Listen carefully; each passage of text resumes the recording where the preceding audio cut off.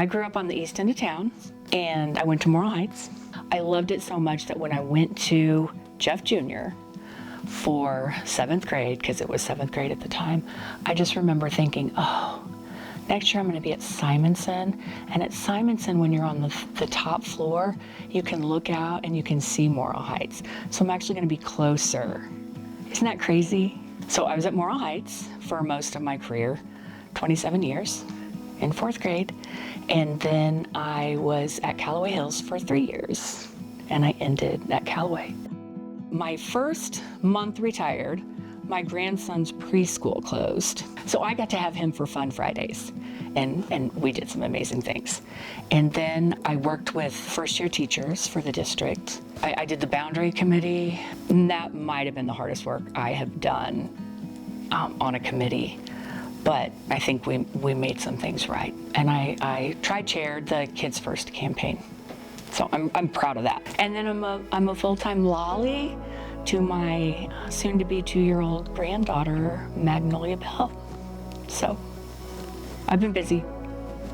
I've been doing this probably 20 plus years. And when I think of the top educator that I've seen, or at least the top 3 educators that I've seen, Joni Henderson is always on the list. She is everything that you want an educator to be.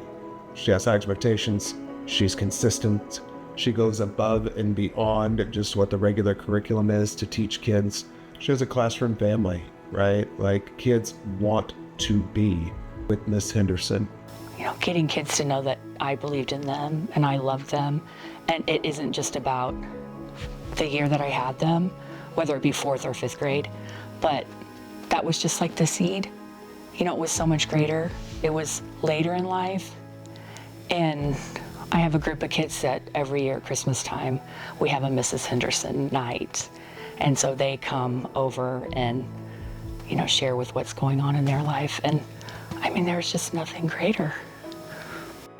Something that really touched my heart, and I think is really evidence as to why she's deserving of an award like this, is that she was retiring and the kids, they come back.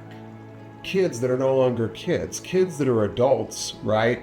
Some of them were, and they have families, they have careers, they have jobs, yet she made such an impact and impression on them that they put all that on hold, right? To come back and help her, whether it was to play a kickball game, to celebrate her retirement, to help her move all of her things, you know, out of her classroom into whatever she did with them, you know.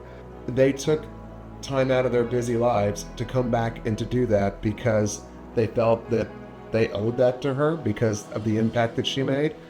So absolutely. I mean, that's the evidence is why she deserves to be honored. I mean, I'm humbled. Especially knowing the people that have received it before, because some of those people I look up to and guided me. And I'm going to give a shout out to the Lick Lighters, because I did track in high school and I loved them. And so I can't believe I'm in that same category, but very appreciative, very surprised.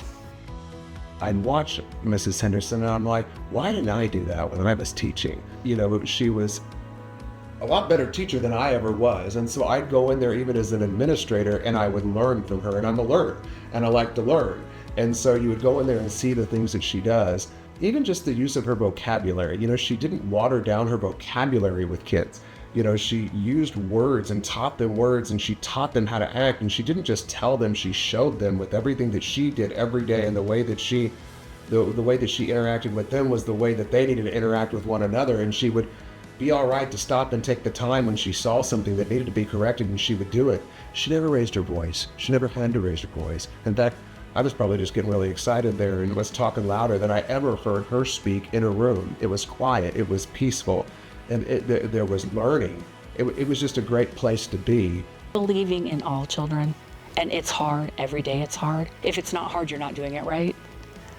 But when it's the end of the year and everyone is in tears because they don't want to let go, I just think you know you made a difference.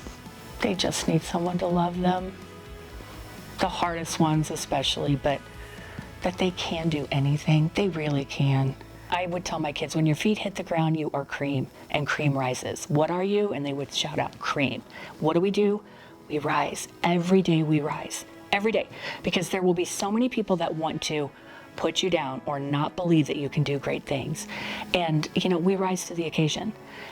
And when we set the bar high, and sometimes I believe we teach to the high and people come up because they understand what's going on. We haven't isolated them from the conversation or the instruction, and we're telling them we believe in them. I just don't think there's anything more powerful than that. So cream rises, expectations high. And when you think they're high, go higher. You guys are amazing. Say that. I am Amazing. I am Amazing. You are amazing. And so I know. thank you.